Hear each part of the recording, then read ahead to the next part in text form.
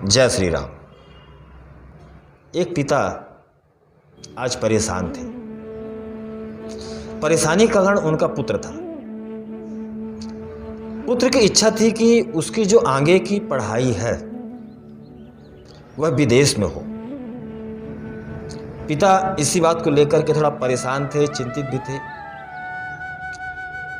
माता ने पूछा कि आप इतने परेशान क्यों हैं?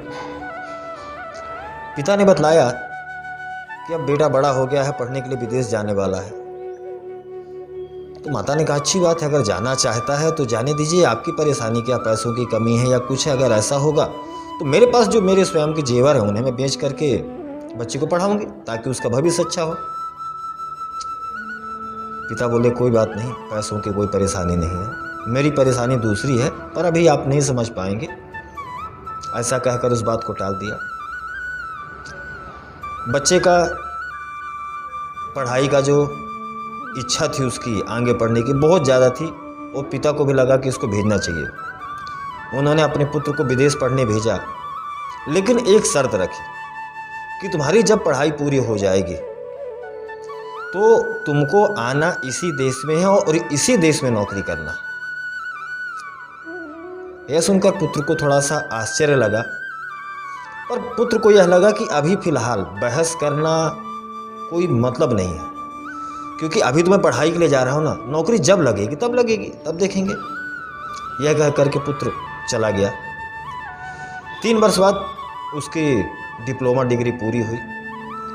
वहाँ से उसी कॉलेज, जिस यूनिवर्सिटी में उसने अपनी पढ़ाई करी थी विदेश में, उसी कॉलेज के थ्रू उसको नौकरी का ऑफर आया।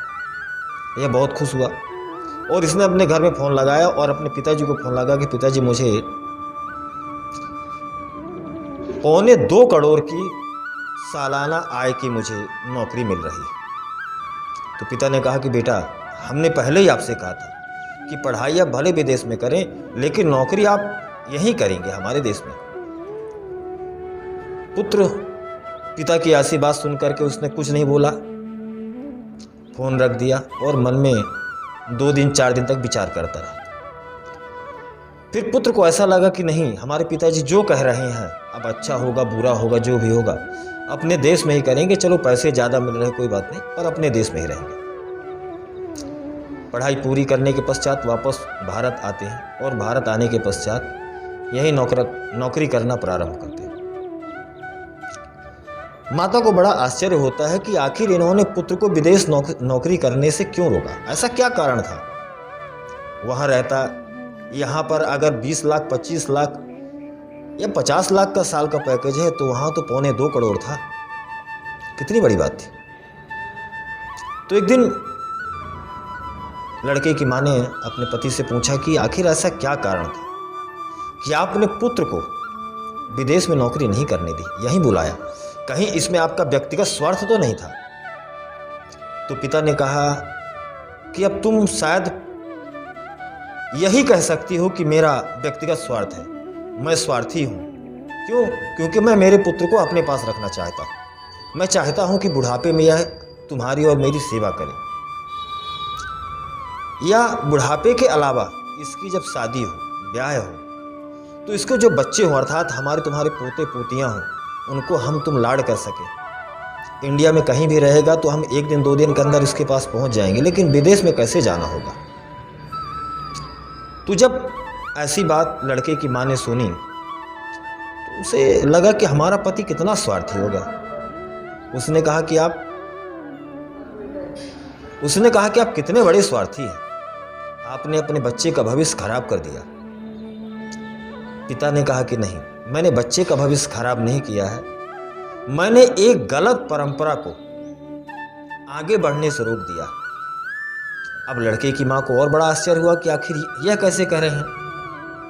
अपने स्वयं के स्वार्थ को सिद्ध करने के लिए यह गलत परंपरा का धारण दे रहे हैं, या यह ये कहेंगे कि पहले लोग घर में रहते थे इसलिए हमारा बच्चा भी हमारे साथ रहे। तो लड़के के पिता ने समझाया कि नहीं, ऐसी कोई बात नहीं है, हमें तकलीफ होगी, हम तुम अपने पुत्र पौत्री के बिना रह लेंगे, जैसा भी जीवन कटेगा कट जाएगा, बेटा हमारा विदेश में रहेगा। पर तुम सोचो, जरा दूर की सोचना, यही तकलीफ, जो दर्द हम और तुम झेलेंगे, वही दर्द कल को हमारा बेटा और हमारी बहू भी झेलेंगे, क्योंकि उनकी भी संतानें होंगी और उनकी संतानें जब होंगी तो शिक्षा दीक्षा पढ़ाई और धन कमाने के लिए वह भी कहीं न कहीं दूसरे देश जाएंगे। यह परंपरा चलती आई, क्योंकि मैंने मेरे माता पिता को छोड़कर मैं भारत के अंदर ही शहर में आया। मेरा पुत्र आज मुझे छोड़कर के विदेश में जाकर के रहेगा और कल को इसके पुत्र जब बड़े होंगे तो इसे छोड़ करके जाएंगे। जैसे मुझे आज मेरे पुत्र पौत्रियों का सुख नहीं मिलेगा अगर मेरा बेटा विदेश से यहाँ नहीं आता तो कल को ऐसे मेरे बेटे को भी तो तकलीफ होगी। वह भी जब उसका दिल करेगा कि मैं अपने बेटे से मिल सकूं तो वह नहीं मिल सकेगा। जब उसे लगेगा कि हमारे भी पुत्र पौत्र हुए हैं और अपने पौत्रियों को या पौत्रों को अपने गले से लगा सकूं तो गले से नहीं लगा पाएंगे। वो भी तरसेंगे, उनका भी दिल पसीजेगा, याद करेंगे अपने पुत्र के लिए, अपनी बहू के लिए। यह बात सुनकर के पत्नी को ऐसा लगा कि इन्होंने जो निर्णय लिया, अभी वर्तमान में तो शायद ऐसा लग रहा कि ये स्वार्थी हैं, लेकिन इन्होंने कहीं न कहीं अपने पुत्र के हित के लिए भी निर्णय लिया। मित्रों, कई बार ऐसा होता है कि हमारा जो निर्णय होता है वो हमें लगता है कि शायद हम स्वार्थी हैं इसलिए हम ऐसा कर रहे हैं। नहीं, दूरदृष्टि का जो निर्णय होता है या भविष्य का जो निर्णय होता है वह हमारा भविष्य तय करता है और हमारी आने वाली पीढ़ियों का भी भविष्य तय करता है। इसलिए गलत संस्कार, गलत आचरण और गलत परंपराएं जो हैं उनका पूर्णतः बहिष्कार करें। जय श्री राम।